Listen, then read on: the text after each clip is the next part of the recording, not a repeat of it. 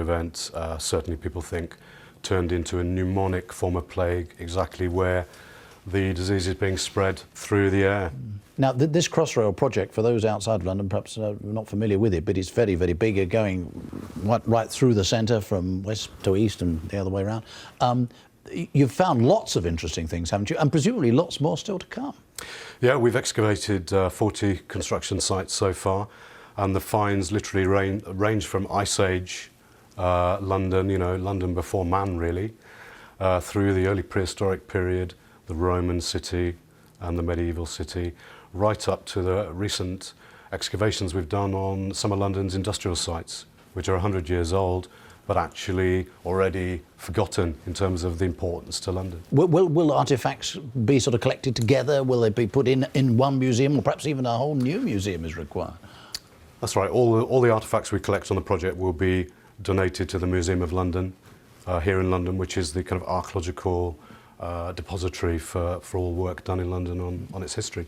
And there is talk of Crossrail 2 running. I saw a map this morning, sort of roughly speaking, from southwest to northeast of London. So there's plenty of work for people like yourself, plenty of interesting things to look for. Potentially, it's out to consultation now, that route, so we'll see what happens. But and certainly every construction project in London, produces amazing set of archaeological finds. Jay Carver, very grateful to you for coming in. Thank you very much indeed. Thank you very much. Now then, it's time to take a look at the weather forecast. We're going, across the newsroom. I always enjoy this flight. Nina Ridge has the latest details. Nina, good morning. Good morning, thank you very much. It's cold and it's cloudy across parts of Scotland, but there is some warmth to be found further south, and certainly for the majority today it will continue to be fine and dry with temperatures in the mid-teens, but not everywhere. A bit like yesterday, we have got more cloud around, and certainly across parts of eastern Scotland, northeast England will keep those cloudier skies throughout the afternoon. A little bit more cloud for Northern Ireland. There's the risk of perhaps the odd showery outbreak of rain, but most places staying dry with some hazy sunshine across central southeastern England. Here our best temperatures 18, 19. A bit like yesterday, we could get to 20 degrees, but really struggling through eastern Scotland at just 7 degrees. That feed of mist and low cloud will continue to come in off the North Sea throughout the night and into Monday, but low pressure systems never too far away, really increasing the cloud as we start Monday and Tuesday. A greater risk of seeing some showers, but temperatures away from those cloudier spots still reaching the high teens. I'll be back in around half an hour and I can give you a more detailed forecast, but in the meantime you can always head to our BBC Weather website. Bye for now.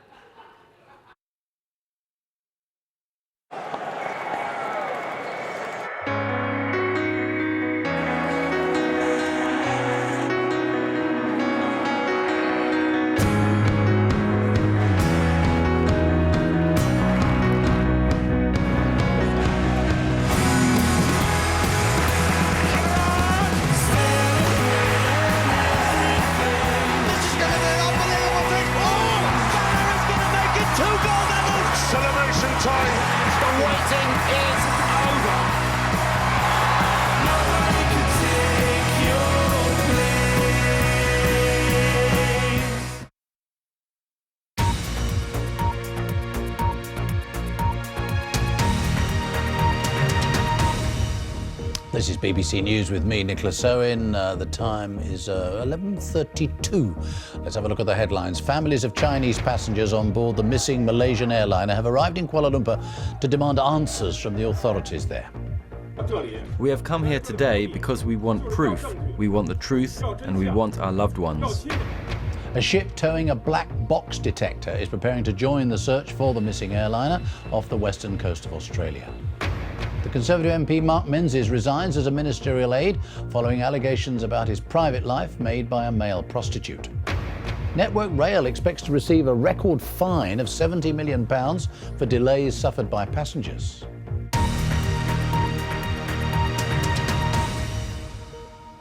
Now here on BBC News, it's time for Click. I ordered an e-reader with an extra large font. I think I'm going to need to buy a bigger case.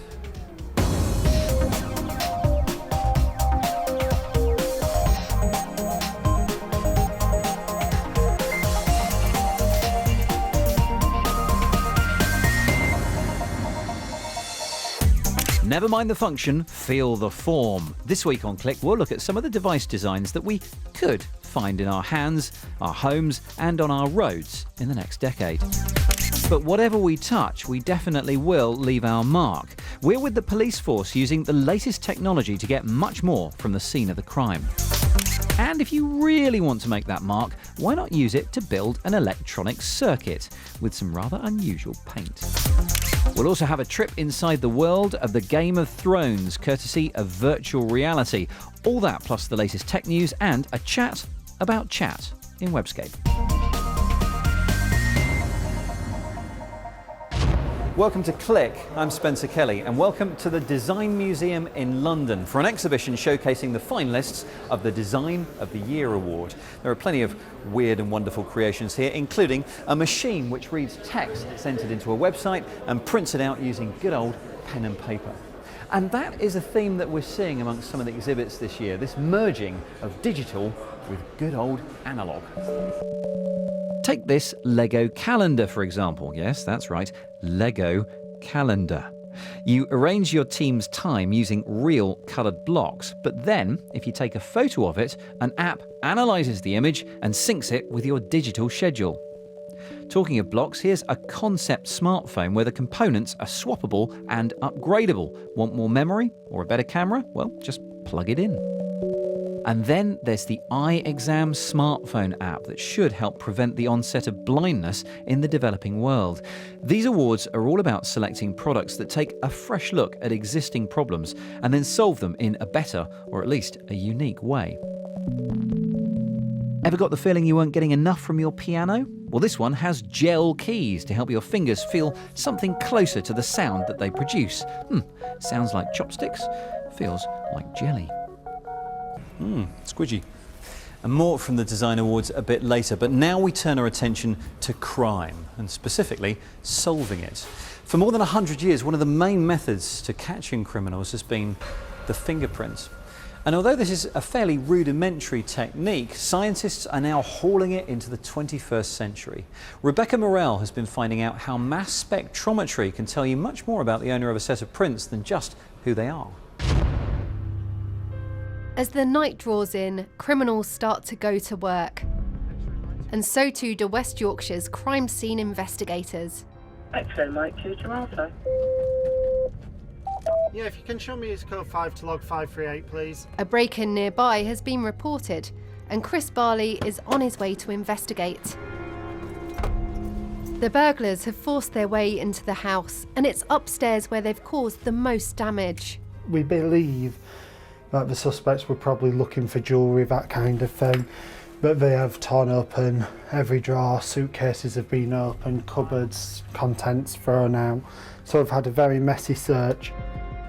Amongst the chaos, it's the CSI officer's job to find any clues that the suspects have left behind, and finding a fingerprint could be the key to cracking this case.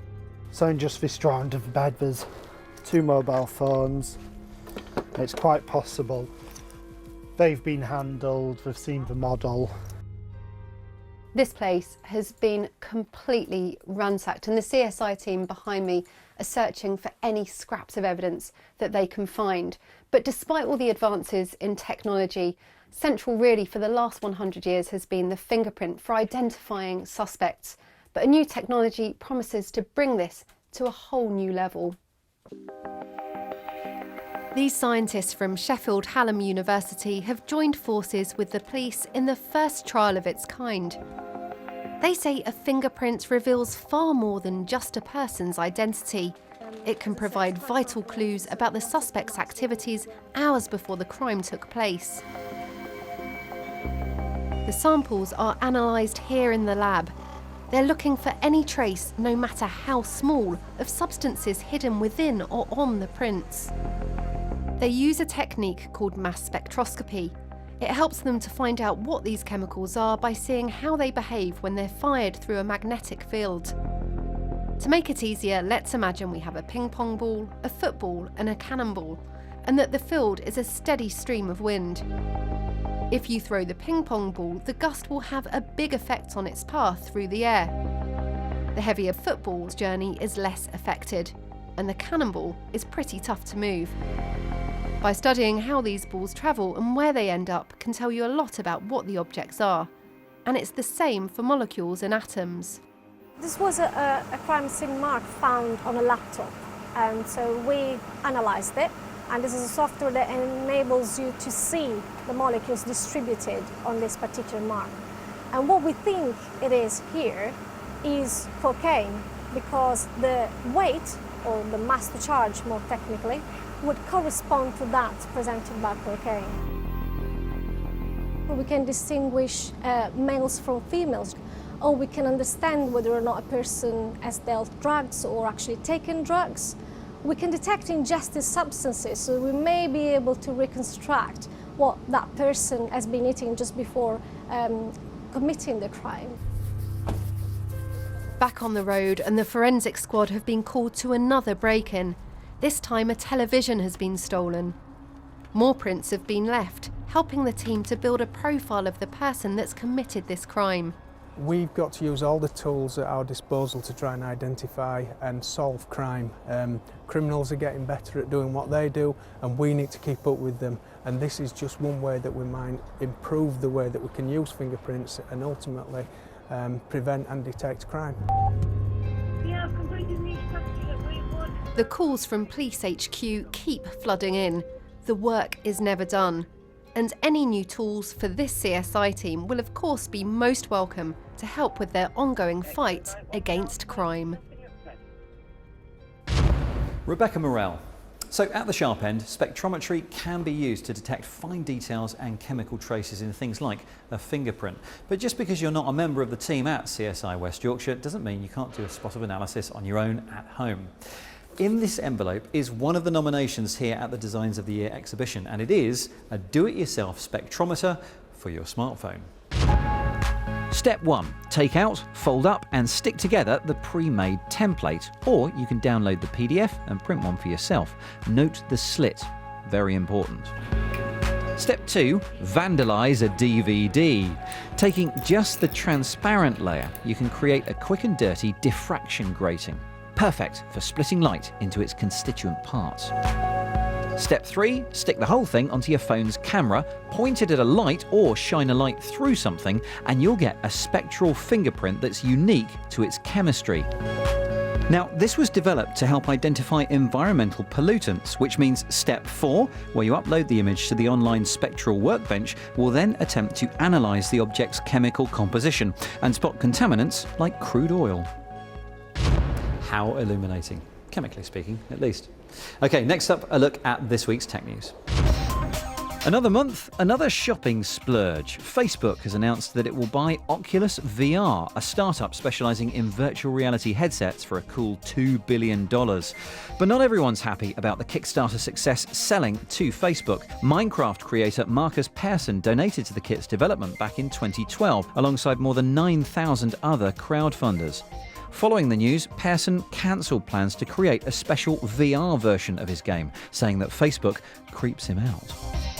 The US Department of Justice has made the first convictions against distributors of pirated mobile apps. The two Americans have pleaded guilty to conspiracy to commit criminal copyright infringement in the case that involves more than 1 million downloads worth more than $700,000. The App Bucket Group offered its own version of the Android marketplace, which could be installed on a user's smartphone until it was seized in 2012. Apple has said it wants more ethnic diversity in the basic range of text messaging emoji icons. While dozens of icons appear to show white faces, only 2 are specifically Asian and none are black. The icons are based on a standard list agreed by a consortium of tech companies. Previous petitions have lobbied for the addition of everything from hot dogs to tacos. And for tech-savvy fashionistas, one company, Iconomy, has developed a smart mannequin that can tell you what it's wearing via a transmitter and an app. Inside the model is the so-called VM Beacon, which works even when the store is closed. Shoppers who've opted into the system are given the must-have items location in-store or a link to the online shop if they can't be bothered to carry the bags home. You know, one of the reasons I never do any gardening is because I can't use my tablet while I'm wearing the heavy-duty gloves. See, touch screen doesn't work. But fortunately, my azaleas need suffer no more because I've discovered this. It's a tube of conductive paint. And what you do is just slap a dollop on each fingertip, like that. Whip out your hairdryer and give it a couple of minutes. And then the magic should happen. Now, this is not the only use for this kind of paint. In fact, it could have some pretty serious implications for the future of electronics. Dan Simmons has been getting hands-on and hands-off again with some of the latest inky innovations.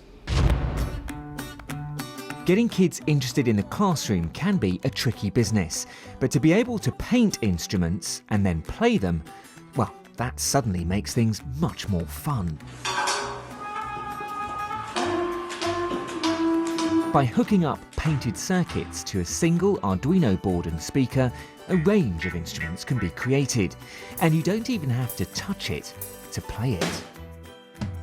Now, each of these circles has its own electromagnetic field, and when my hand comes close enough to each one, well, it breaks that and sends a signal back to the circuit board, and that then plays the appropriate sound.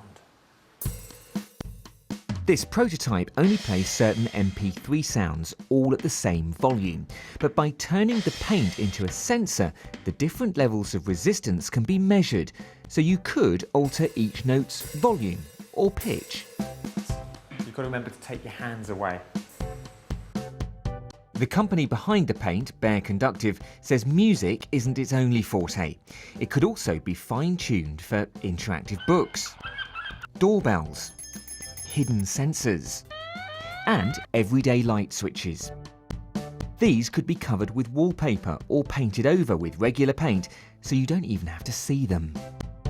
One of the exciting things is giving it to a much larger, a wider audience, and they come back saying, oh, actually, it's really amazing for this application, or I really want to make this book or a poster or something else that, you know, we'd never think of, because one, we're doing other things, but also it's just collective brain power again, effectively.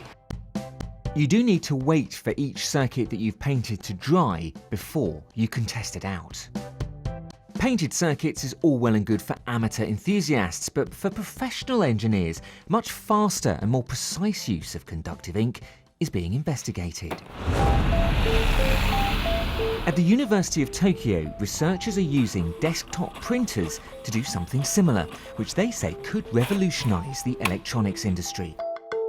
Traditionally, in a lab, prototype circuit boards are sent for sintering and take a number of days before being returned for testing. But Professor Kawahara and his team have printed out working flexible circuit boards in a matter of seconds, using just photo paper and a special ink that contains silver. The fact that all this is flexible and can simply be printed and folded means that we could create our own 3D objects using a 3D printer and put those paper circuits inside so they can be a little bit more interesting. Here's a torch that we made, and sensors. This one, for example, has an antenna built in, and this detects how much rain is falling on it. These could be perhaps planted across an entire field, hundreds of them, and then they biodegrade, so they wouldn't be around after they were needed. Once the circuits are printed, the electrical components, like a battery or LED light, can be attached by hand. It's fiddly and takes a while. And that could be a problem for more complex prototypes.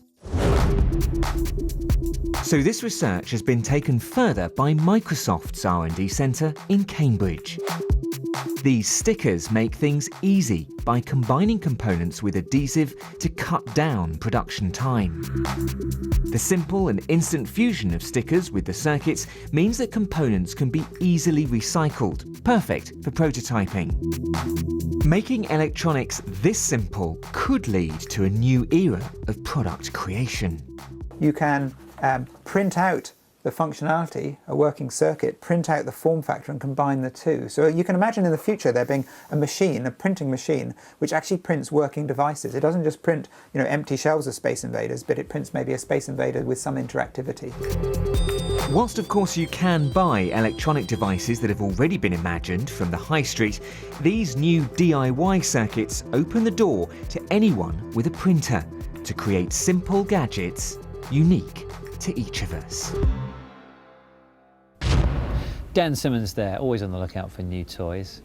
Now, as we heard earlier, the big news story of the week has centred on Facebook's purchase of virtual reality company Oculus.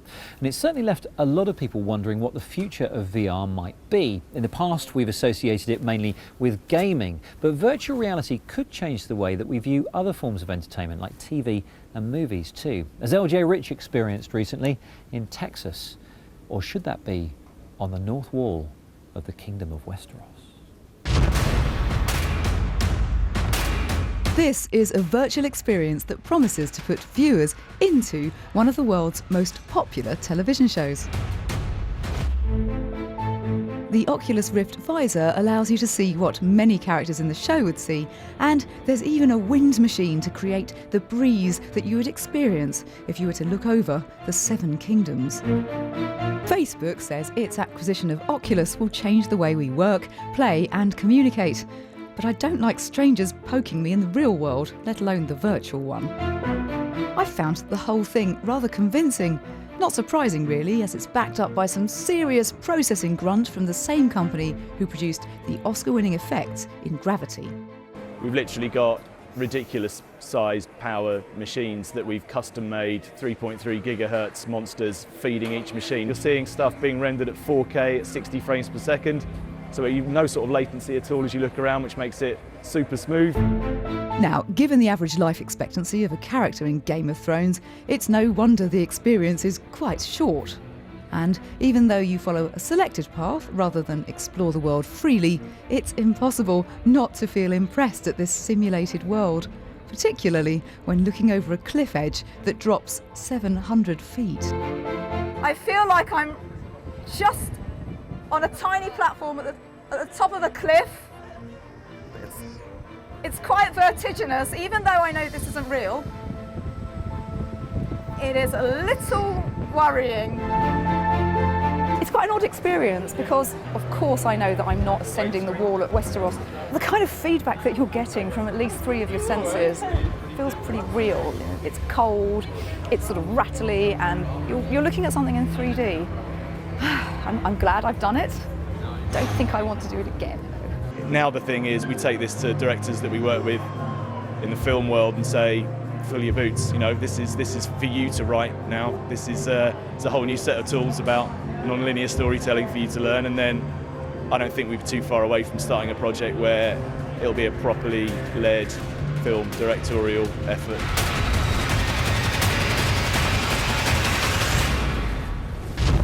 LJ Rich, and despite what you may think, winter is coming. That's a Game of Thrones reference, although a bit pirate if you ask me, but never mind. Anyway, Facebook isn't just buying goggles. It also recently forked out $19 billion for the instant messaging app WhatsApp. But which chat client is best for you? That's one of the big topics of the year so far, and here's Kate Russell with her thoughts in Webscape. With so many chat apps vying for your attention, how do you choose the right one?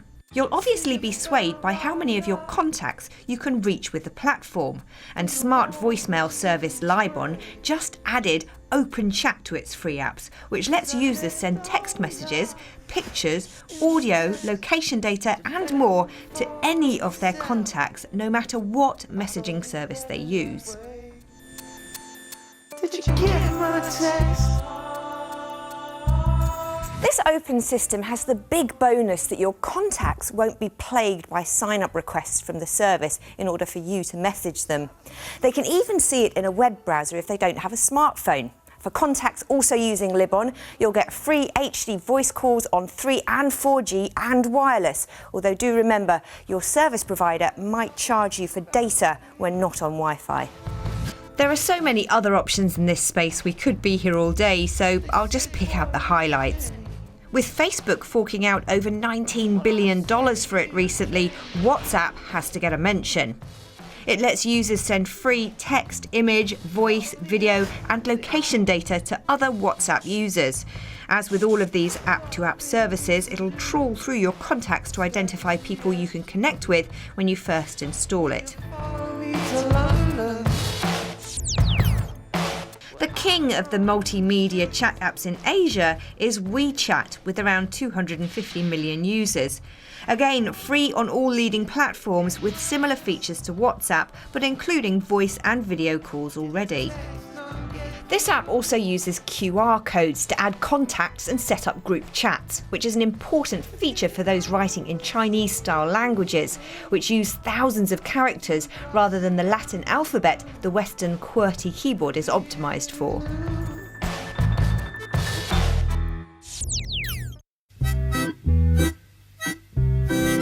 Another popular cross-platform service is Kik, with features similar to WhatsApp and WeChat. One big difference, though, is that you don't need to share your personal details to send a message, like phone number or email address. Instead, you create a username, so it's perfect for connecting with people you might not want to be in contact with forever, like on holiday or through a dating site. For an alternative in the private messaging lineup, there is also BBM, now available on iOS and Android, as well as BlackBerry handsets. And you share a PIN number rather than your personal information. As well as the privacy benefits, you might also find a lot of your friends are using this app, as it had over 75 million users before BlackBerry ran into troubles a few years ago. If you are a total privacy freak, then Telegram Messenger is one app that's been gaining a lot of traction lately. Messages between users are free and private, and because of the distributed server setup, they're fast too.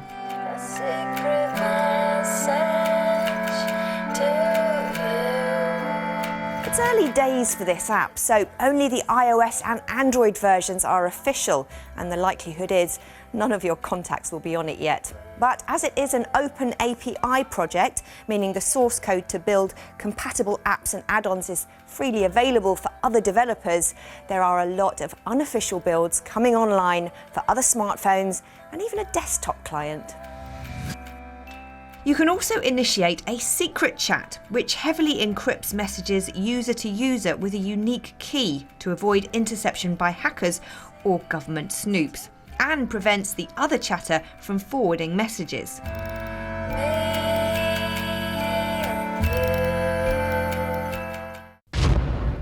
Thanks for those wise messages, Kate, and you will find all of those links at our website as normal, bbc.co.uk/click, along with various bits of this week's programme and your regularly updated feast of tech news. And if you'd like to get in touch with us on the email, we're click@bbc.co.uk, and on Twitter, we live at bbcclick. That's it for now, though. Thanks for watching, and we'll see you next time.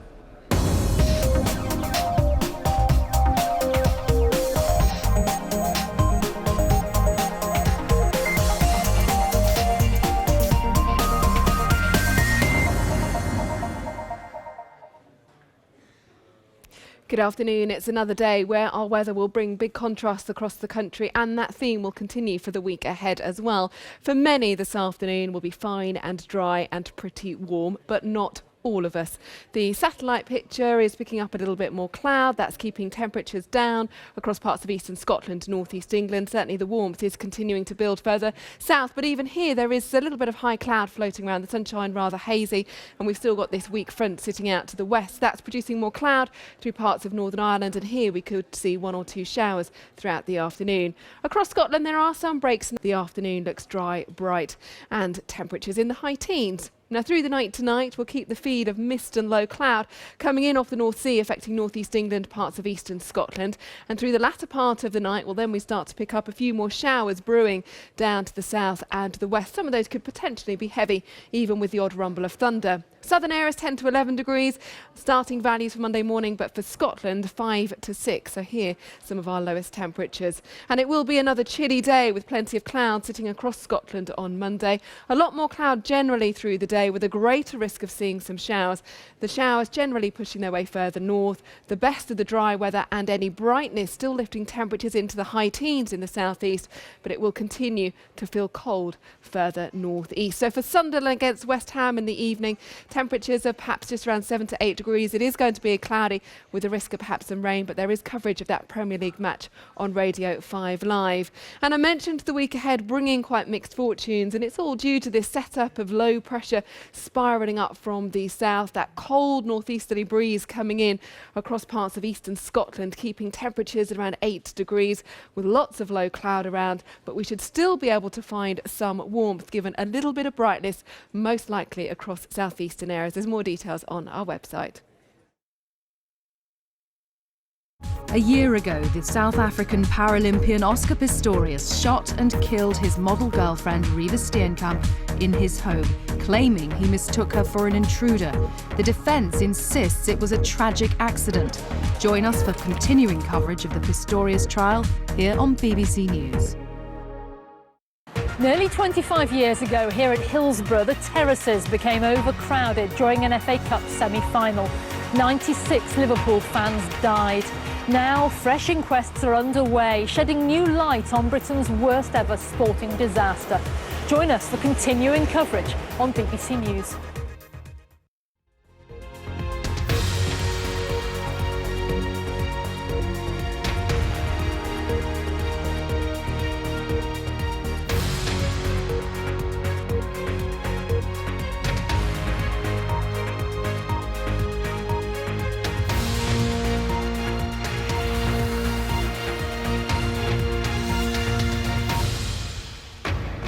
This is BBC News. I'm Nicholas Owen. The headlines at midday. Demanding answers. Relatives of Chinese passengers on the missing Malaysian plane fly to Kuala Lumpur to press the authorities there for information. We have come here today because we want proof, we want the truth, and we want our loved ones. Meanwhile, the search for the plane is being stepped up. An American-made black box locator is loaded onto an Australian ship. The Conservative MP Mark Menzies resigns as a ministerial aide after allegations made by a male prostitute.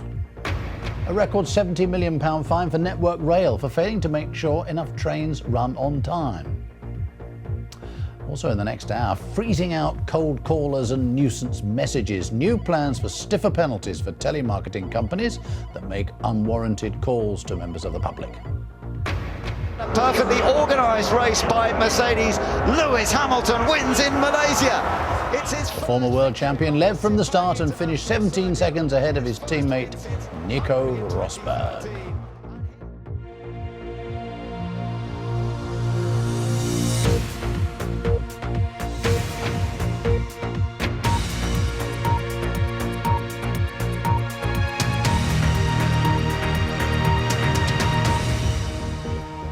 Good afternoon, welcome to BBC News. An Australian naval vessel towing a black box detector is preparing to join the search for the missing Malaysia airliner off the western coast of Australia. Meanwhile, relatives of Chinese passengers from the missing plane have flown to Kuala Lumpur to seek answers from the Malaysian authorities. Jane Francis Kelly has this report, which does contain flash photography from the start. Relatives of some of those still missing looked grim-faced as they arrived for a chaotic news conference. After more than 3 weeks of waiting, they have specially flown in